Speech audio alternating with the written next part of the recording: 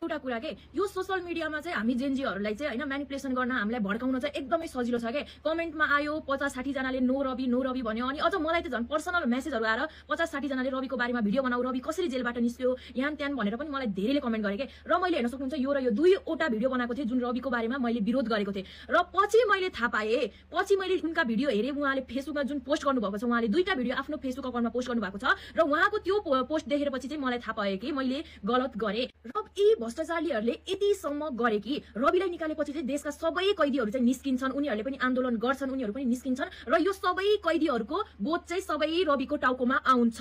र रविले चाहिँ यसको फेरि पनि बोझ बोक्नुपर्छ हामी चाहिँ मुक्त हुन्छौँ भने अनि फेरि आफ्नै पार्टीलाई पठाएर सर्वोच्च अदालतहरू ठूला यस्ता जुनमा चाहिँ कानून छन् जुनमा चाहिँ उनीहरूको भ्रष्टाचारी गरेका सबुतहरू छन् उनीहरूलाई चाहिँ मेटाउनको लागि चाहिँ त्यो पनि जलाइदिए र यसको दोष पनि सबै रवि लामिछानेमा खनाइदिए। त्यही भएर रवि लामिछानेको बारेमा चाहिँ अहिले पनि फेरि यसरी नै जेनजीहरूलाई चाहिँ भड्काएर जस्ता हामी जस्ता जेनजीहरूलाई चाहिँ भड्काएर भिडियो बनाएर चाहिँ फेरि रविको चाहिँ विरोध गरेर उहाँलाई चाहिँ फेरि पनि त्यही जेलमा कोच्नको लागि फेरि देश यसले बनाउँछ भनेर यी नेताहरूले चाहिँ डराएर पुरै उ गरेर रविसँग चाहिँ डराएर चाहिँ फेरि यो अर्को चाल चलेको हो कि यो रविलाई चाहिँ अब सबुत त मेटियो सबुत त छैन रविलाई फेरि जेलमा हाल्नको लागि किनभने सबुत त सबै जलेर राख भइसकेको छ नि त अनि फेरि यो सबै दोषहरू चाहिँ रविलाई नै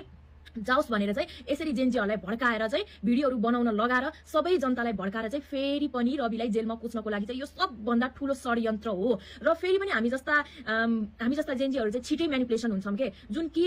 हाम्रो हजुरबुवा हाम्रो ड्याडी मम्मीहरू चाहिँ हुँदैन म्यानिपुलेसन किनभने उहाँलाई थाहा छ नि त हामीलाई त म्यानिपुलेसन गर्न एकदमै सजिलो छ के एकदमै सजिलो छ किनभने हामी भिडियो बनाइदिइहाल्छौँ बोलिदिइहाल्छौँ कसैको बारेमा पनि त्यही भएर चाहिँ हामी पनि अब रवि लामिछानेको बारेमा चाहिँ नराम्रो भन्न चाहिँ छोडिदिउँ कि उहाँले देश ध्वस्त बनाएर पार्लियामेन्टहरू जलाएर पुरै सिंहदरबार जलाएर हामीले जुन कुरा पाएका छौं जुन हामीले यो सरकार ढलाका छौं त्यो कुरा चाहिँ रवि लामिछानेले जतिखेर गृहमन्त्री हुनुभएको थियो उहाँ त्यतिखेर उहाँले एउटा भ्रष्टाचारीको नाम सहित निकालेर उहाँले पुरै पर्दाफास गर्नुभएको थियो कुनै क्षति नपुगाइकन कुनै सरकारी क्षति नपुगाइकन उहाँले एउटा भ्रष्टाचारीको नाम निकाल्दै उहाँले पर्दाफास गरिरहनु भएको थियो त्यही भएर चाहिँ उहाँलाई जेलमा कोचिएको थियो कि कतिखेर केही गरेर चाहिँ उहाँलाई जेलमा कोचिएको थियो र रवि लामिछाने दाइमा चाहिँ त्यस्तै स्वार्थ भएको भए उ पहिले नै आफ्नो स्वतन्त्र पार्टी बनाउँदैन थियो कि उ सिधै एमालेमा जान्थ्यो उ सिधै कांग्रेसमा जान्थ्यो हैन उलाई त्यस्तै स्वार्थ भएको भए त्यस्तै भ्रष्टाचार गर्छु भन्ने उसको सोच भएको भए उ आफै एउटा पार्टी बनाउँदैन थियो के उसमा चाहिँ कुनै पनि अहिले पनि फेरि उले भनिरहेको छ दाइले भनिरहनु भएको छ कि मलाई कुनै स्वार्थ छैन म यो झमेलामा पर्न आएको होइन मेरो ज्यानको सुरक्षा पुलिसहरूले नदिन सकेर चाहिँ म यहाँ आएको हो र मलाई एउटा पत्र नभइकन नजाने भनेर उहाँले भन्दा पनि उहाँलाई चाहिँ एउटा पत्र देखाएर चाहिँ उहाँलाई बाहिर निकालिएको हो भनेर उहाँले स्पष्ट रूपमा भन्दा पनि चाहिँ